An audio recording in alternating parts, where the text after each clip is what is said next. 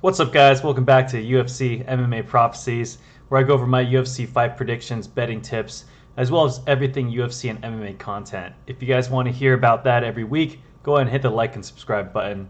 Now, I'm just going to go over the fight predictions for UFC Fight Night 237, Moreno versus Royval. Let's jump on into it. I'll give you guys my locks of the night as well. First fight, we got Muhammadjon Naimov versus Eric Silva. And man, Muhammadjon Naimov has looked really good. His first two fights, pulling up some big upsets versus Jamie Mullarkey and Nathaniel Wood. These are very, very impressive wins for his first two fights in the UFC.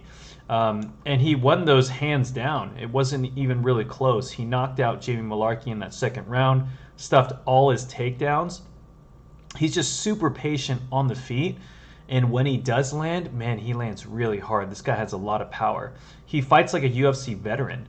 I really, really like how he fights. He's got good takedown defense, like he said, and good takedowns himself. He also beat Nathaniel Wood, rocked him in that first round, and ended up taking him down and dominating him for pretty much that fight. So I really like what I see from Naimov, whereas Eric Silva is much more raw. He's got more of a karate background, tends to lunge in with his punches and uses big movements to try and make up for his lack of technique, in my opinion. He's got some decent takedowns, but he did get tired versus TJ Brown in that third round and ended up getting submitted via arm triangle choke. TJ Brown is not even in the UFC anymore. And so that just kind of shows the level of competition that Eric Silva has fought. And TJ lost versus Darren Elkins. We know Darren Elkins is tough, man, but come on, Darren Elkins is not any sort of top contender at this point. And so I think what's going to happen is Naimov, this is the perfect fight for him.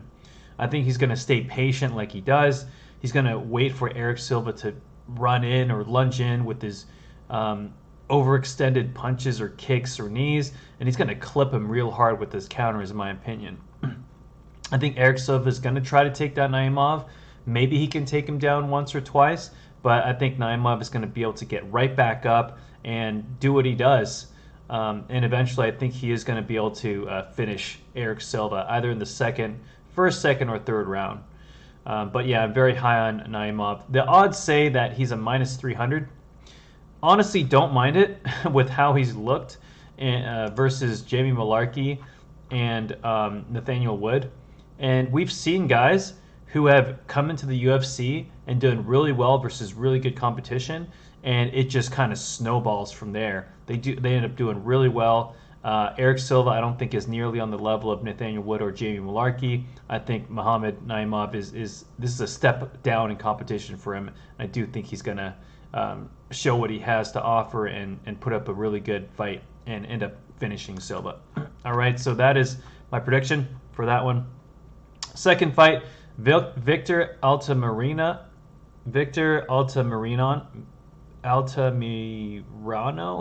sorry guys, versus Victor Altamirano. There we go. Versus Felipe Dos Santos. If you guys did not watch Felipe Dos Santos versus Manel Kape, rewatch that fight. That fight was amazing. Felipe Dos Santos comes from Charles Oliveira's camp, right? Shootbox in Brazil. And he looked really, really good, even though he lost that fight. He put up a really good fight versus Manel, who was looking phenomenal during that stint. And, really, really good kickboxing. Pretty much fights exactly like Charles Oliveira with that shoot box, right? Just come forward, marching forward all day. He showed good cardio, good pace, good strength, right? Good kickboxing. And I just think he's much better than Victor Altamirano on the feet. Victor tends to lunge in with his punches, right? Just overextends, tries to overexert himself. And I think Felipe Dos Santos is going to piece him up on the feet, right? Plus, Victor is not very good on the ground either. He's got some decent takedowns, he's got 4 submissions, but man, Felipe Dos Santos is coming from shootbox. Those guys are really good with submissions as well and wrestling. So I'm definitely going to take Felipe Dos Santos in this one. I believe he's a minus 325. And it makes sense with just how Felipe Dos Santos looked. Do I want to take him at minus 325? Probably not. I'm not even sure. Yeah, I mean, I do think Felipe is going to finish victor, though. I just think so. I just think hands down he's pretty much better all around. But that is my prediction for that one. Third fight, we got Ronaldo Rodriguez versus Denise Bondar. Ronaldo Rodriguez has fought mainly in Lux, which is a league in Mexico, I believe, around Tijuana. And he's done really good. 1, 2, 3, 4, 5 fights in a row. He stays really calm, doesn't overexert himself, stays really patient, is well-rounded with good wrestling, counter wrestling, good counter punches. He doesn't really initiate a lot and doesn't throw a ton of combinations, but when he does have a lot of power. And that's why he's been able to finish 11 of his 16 fights. Whereas Denise Bondar is a lot more aggressive, especially in those later rounds. And something I didn't like, from him in his fight versus Carlos Hernandez is just a lot of, showboating and just weird stuff, like, man, just fight. I don't like when people do that. He's like super cocky, even though he's never even won in the UFC. And he throws big, heavy shots, kicks, punches. He was never really close to knocking out Carlos Hernandez. Carlos Hernandez is a tough, good fighter. He's good at kickboxing. But Denise Bondar definitely slowed down in that second and third round with just his style. Plus, Denise fights at 125. I believe this is either going to be a catch weight or 135, and Ronaldo's going to be bigger. I think Ronaldo is going to be more composed. I think in that first round, Ronaldo's going to have quite a bit of trouble. That being said, I think Ronaldo can definitely catch Bondar either with his takedowns or counter punches. Ronaldo has never been finished, which is a great sign because Bondar's only wins are by finishes.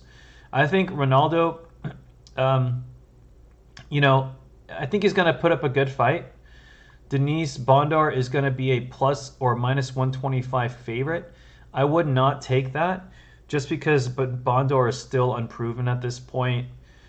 Rodriguez, honestly, I've been more impressed with his composure and multiple ways of winning. Bondar looks like he just wants to strike in the UFC. He went for one takedown in that fight.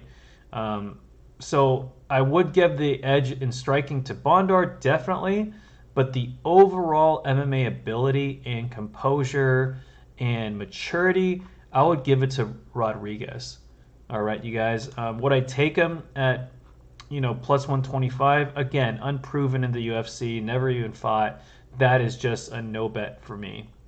But on to the next fight. We got Claudio Puelles versus Fares Zayem. Sorry if I get these names wrong. These names are tough on this card.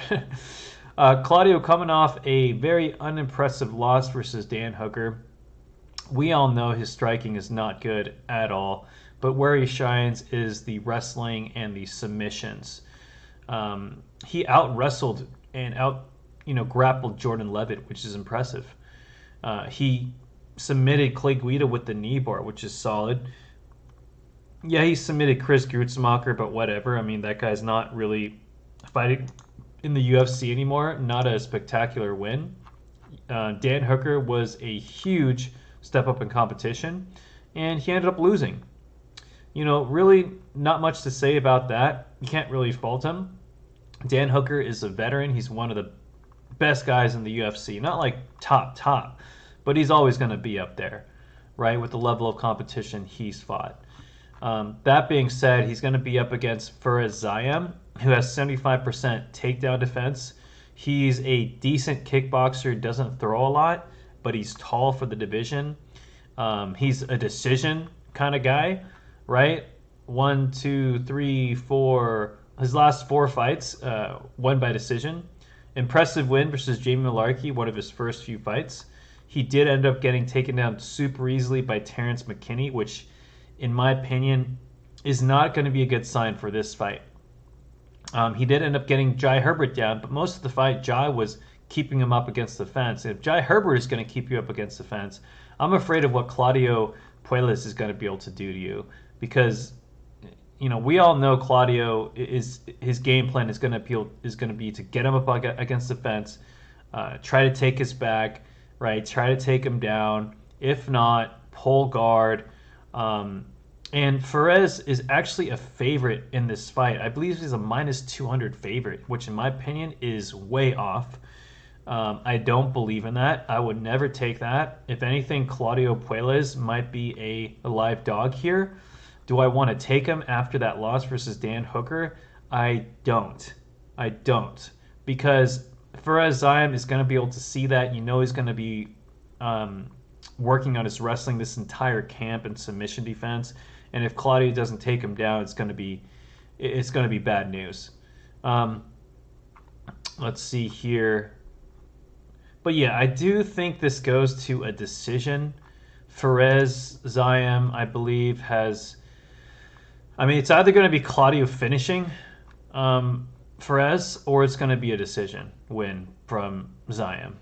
All right, but I'm actually going to go with Claudio in this one.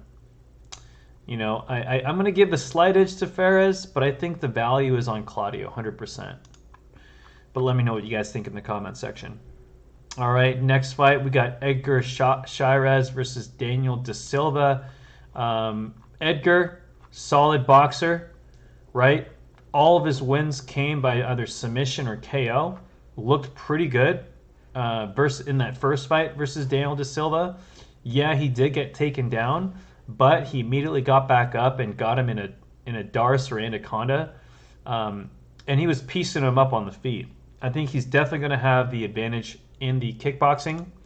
Daniel Da Silva, I don't know why he's still in the UFC, because he's lost 1, 2, 3, 4 fights in a row, all by finishes. Jeff Molina, Francisco, Victor Altamirano, he got knocked out by Victor Altamirano. That is just terrible. Victor only has like 2 KO wins in his entire career. So I'm going to go with Edgar Chairez on this one. He's a -300 favorite, I believe. I'm going to have to check. Give me 1 second, you guys.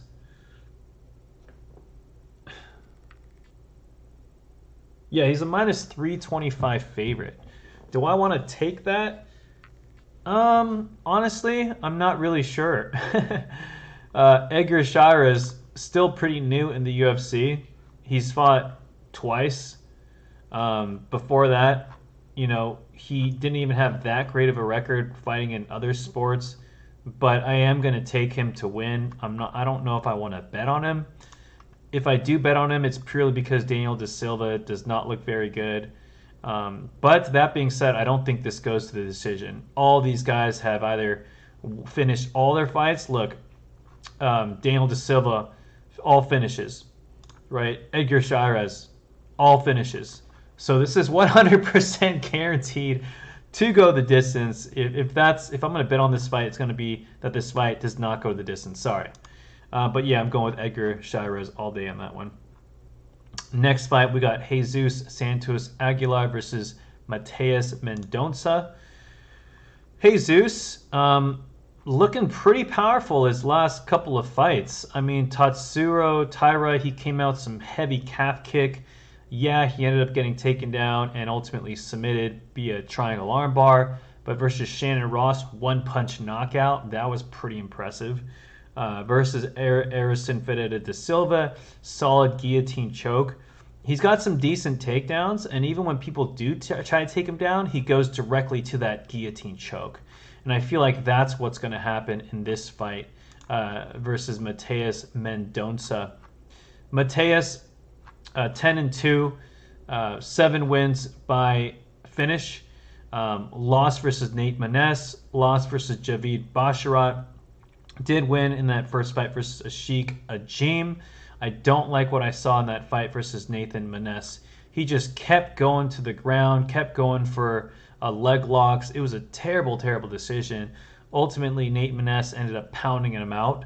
I don't know how Mendonça was a favorite versus Nate Maness, and I don't know how he's a favorite in this fight because he just doesn't look very good on the feet, and his wrestling doesn't look great. And we've all seen his submission attempts didn't look very good versus Nate Maness either. Whereas I think Jesus is going to just be better all around. So I'm actually taking Jesus Aguilar in this one. Plus, Jesus has gone further in rounds. He's actually been able to finish fights when it goes past the first round. Watch, third round finish, second round finish, fifth round finish, right? Third round finish. Whereas Mateus Mendonça is a one and done kind of guy, right? Decision. All of his finishes are coming in that first round. So if he doesn't finish Jesus, I think it's going to be bad news for him. So I'm taking Jesus Aguilar, and I actually like him as the underdog. Next fight, Christian Quinones versus Raoni Barcelos. I think this is a pretty good matchup. Christian Quinones, brother of Jose Quinones, I believe. He's a solid boxer. He's got some solid punching power. He doesn't throw a lot. He looks super unassuming, doesn't look super athletic, but when he does land, he lands really, really hard. As we saw versus Khalid Taha, that fight was stopped way too short in my opinion. I did not like that stoppage. But, that being said, in his very next fight versus Kyung Ho Kang, who's decent, he got clipped. He made a big mistake going in for the kill, and Kyung Ho Kang ultimately ended up finishing him there. That's funny. But yeah, I'm going to go with Raoni Barcelos in this one. Only reason why is because Christian, I don't think his takedown defense is that good. He got, he beat Long Jiao, decent win. But, Raoni is definitely going to have the overall grappling and wrestling advantage, experience advantage. We all know what Raoni's, game plan is going to be. It's going to be to take down Christian Quinones and not keep this on the feet. Raoni could crack a little bit. He's getting older. He's definitely shown that he's slowed down since he first got in the UFC a while ago. He's been in the UFC for about 6 years now. Right when he first came in, he had some amazing wins. Said Nurmagomedov, right? That was his best win up to date. Since then, he's fought really, really good competition. Umar Nurmagomedov, Kyler Phillips is a good fighter as well. I think Christian Quinones is going to be a slight step down in competition. So I'm going to give the edge to Raoni Barcelos. And that being said, he is going to be a minus 175 favorite.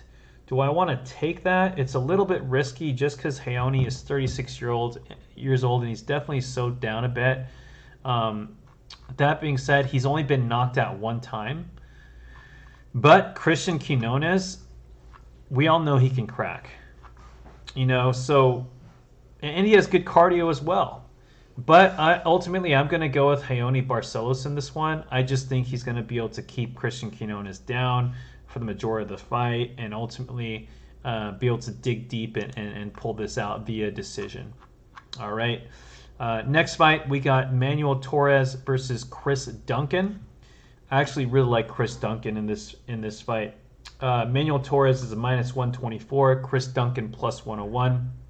I'm taking Chris Duncan. I think he's technically better. I think he's bigger. I think he's overall going to be stronger. Even though Manuel Torres is obviously going to have the knockout power and the power advantage early in the rounds. But Manuel Torres has never faced a guy like Chris Duncan. Chris Duncan looked amazing in his last fight versus Yanal Ashmos. He looked super composed. He just got better as the rounds went on, and in that third round, he laid it on Yanal. And if Manuel Torres does not finish Chris Duncan in that first round, which I don't think he's going to do, because Chris Duncan has only been finished one time, he's super durable. He's shown that he's super durable and has gotten much better in each fight.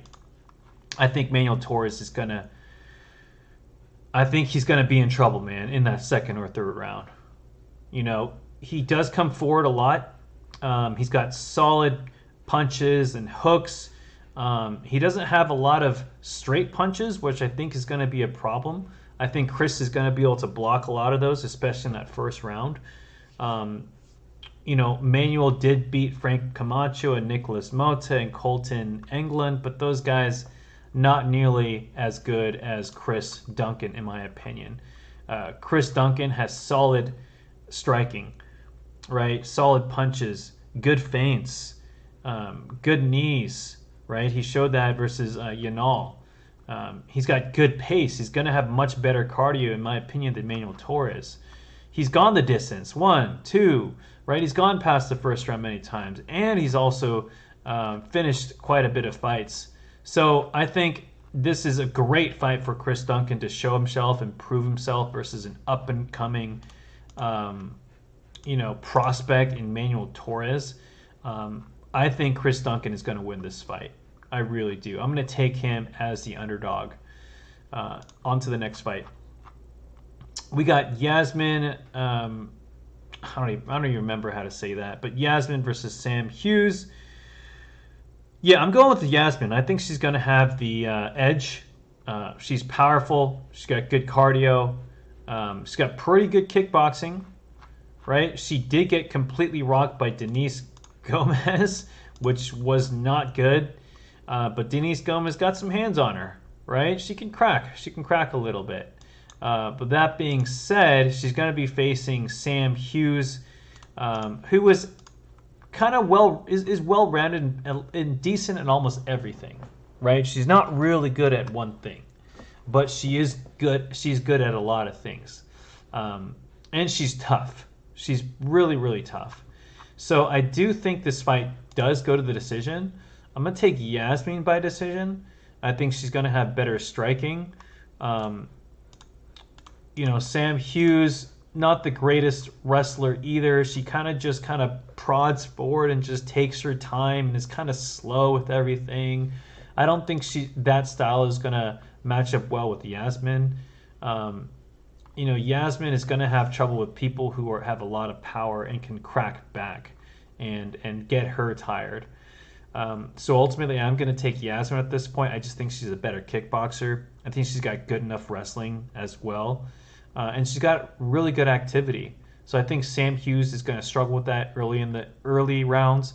And I don't think Sam Hughes is going to have enough to finish Yasmin. I think Yasmin's tough enough to withstand any sort of late barrage by Sam Hughes. But I do think this fight goes to the decision. I'm taking Yasmin in this fight. Now, what do the odds say? Odds say minus 500. That is insane. I would never take her at minus 500, especially after coming that KO loss. Sam Hughes plus 375. I mean, I just don't like what I see from Sam Hughes. I don't see enough, right? I don't see enough talent there. But I'm ultimately going with Yasmin there by decision. All right, on to the next fight. We got Raul Rosas Jr. versus Ricky Tercios. I'm going with Raul Rosas Jr. He looked much better in that last fight. Very impressive win. Very powerful versus Terrence Mitchell. Fight before that, he faced a tough Christian Rodriguez. Christian Rodriguez is very underrated. He's 10-1. He's solid all around. He's coming off of 3 solid fights. Only fight he lost was Jonathan Pierce, and he did go to a decision, which is honestly not bad. It's good to go to a decision versus Jonathan Pierce because he's a monster, especially if you're debuting versus Jonathan Pierce. So no fault there. Raul Rosas Jr., you guys all know, he's only 19 years old. He's going to have learning experiences, right? Especially because he's really powerful, has good grappling and wrestling, and goes super hard. He's going to learn how to manage his tank. Whereas Ricky Tercios is absolutely insane. His striking is not good at all, right? Overextends himself, leaves his chin wide open in the air. I don't think he's going to be able to get away with that in the UFC. I think he's in for a rude rude awakening. You cannot just, fight with pure heart in the UFC. You're going to get rocked, man. Especially versus a guy like Raul Rosas Jr. I think Raul Rosas Jr. is going to be better everywhere except potentially the cardio and the later rounds. But I don't think Ricky Tercios can finish Raul. I don't think Ricky is nearly as good as Christian, right? So I am definitely taking Raul Rosas Jr. here. Do I want to take him at minus 325? It's a risk. Raul Rosas Jr. I don't want to take it at minus 325, but I'm just super confident that he wins, right? Ricky, not super good at anything. He's just really good at coming forward and being crazy. Both wins were split decision, right? Not good. He gets cracked. I don't like it. I'm taking Raul Rosas Jr. all day in this fight. Definitely, I think he's the better prospect, more talented overall. Next fight, we got Daniel Zellhuber versus Francisco Prado. Let's just look at the odds for Raul Rosas Jr. real quick. I think it's a minus...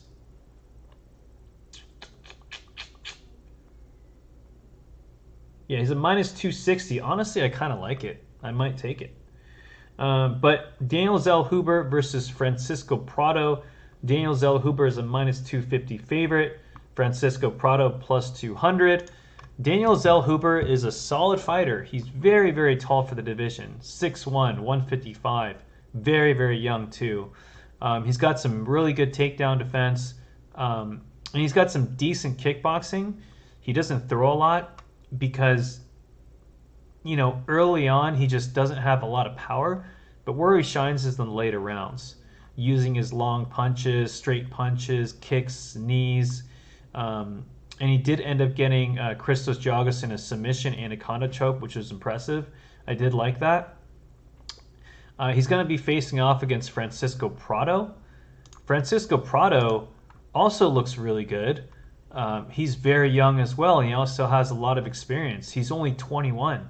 He's 5'10", 155. He's got a lot of power. All of his wins have come by finish, and his only one loss by decision. I do like what I see from this guy, Francisco Prado.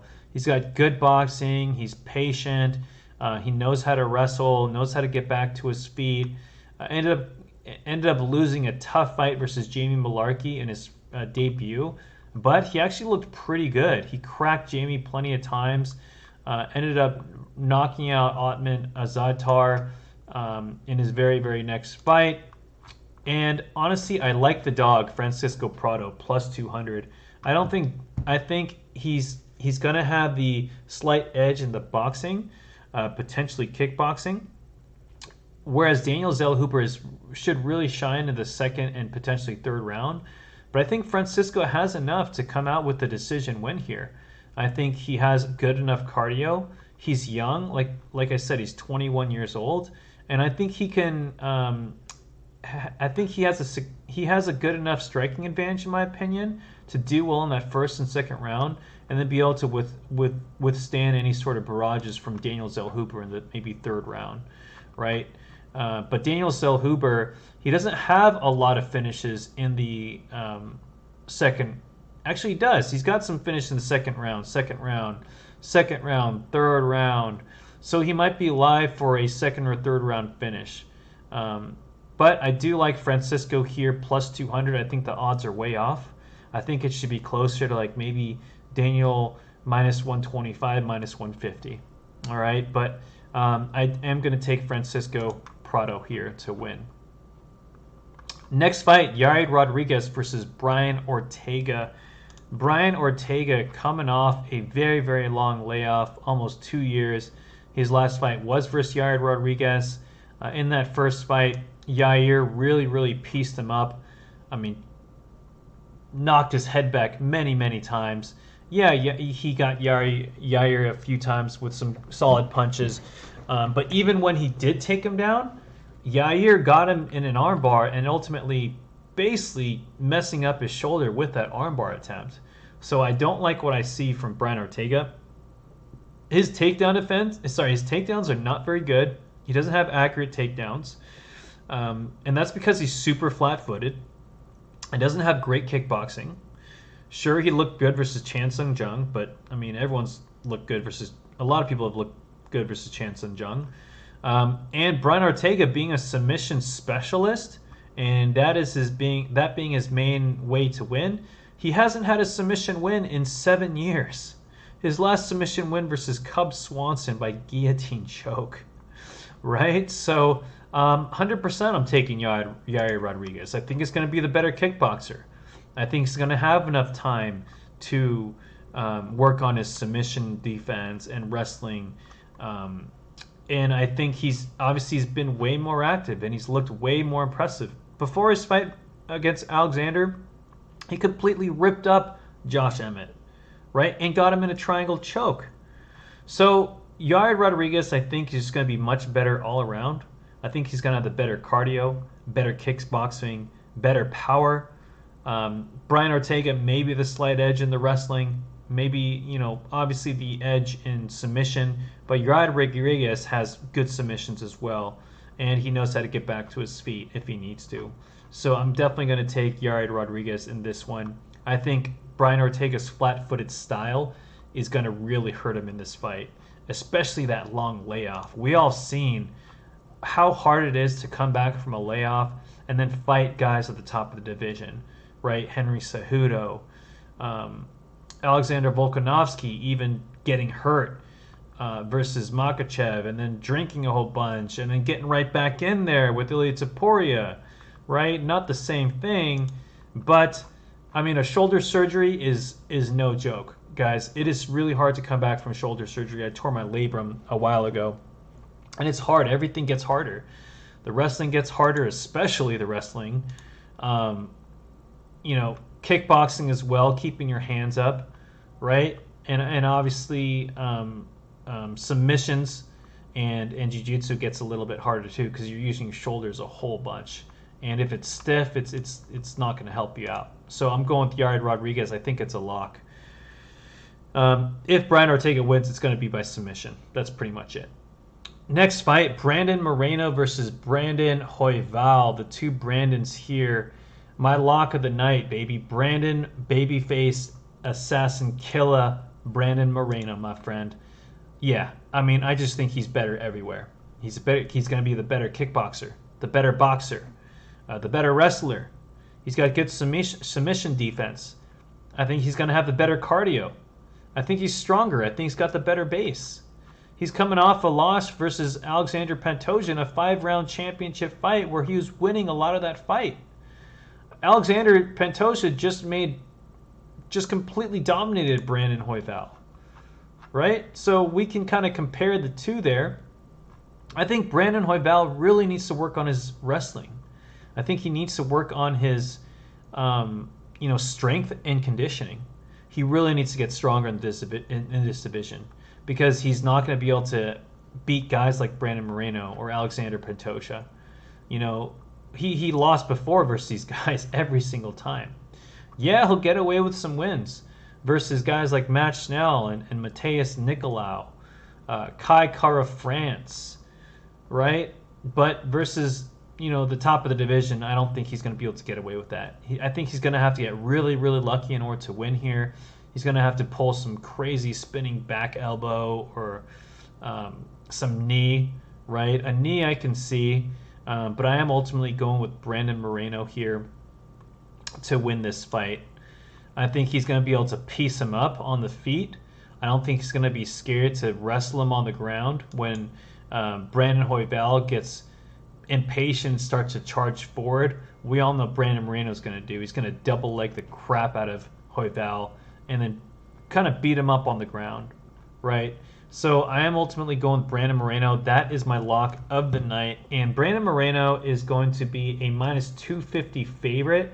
I'm 100% taking that. Brandon Moreno, minus 250. I'm taking Yair Rodriguez, minus 165. And I'm taking Chris Duncan, plus 101 so far. Those are my picks, but guys, this is not financial advice. But there you go, guys. If you guys like this video, hit the like and subscribe button. Let me know what you guys think. Who would you guys have picked that I didn't? And let me know in the comments section. And who are you guys betting against? All right, until the next video, peace out, you guys.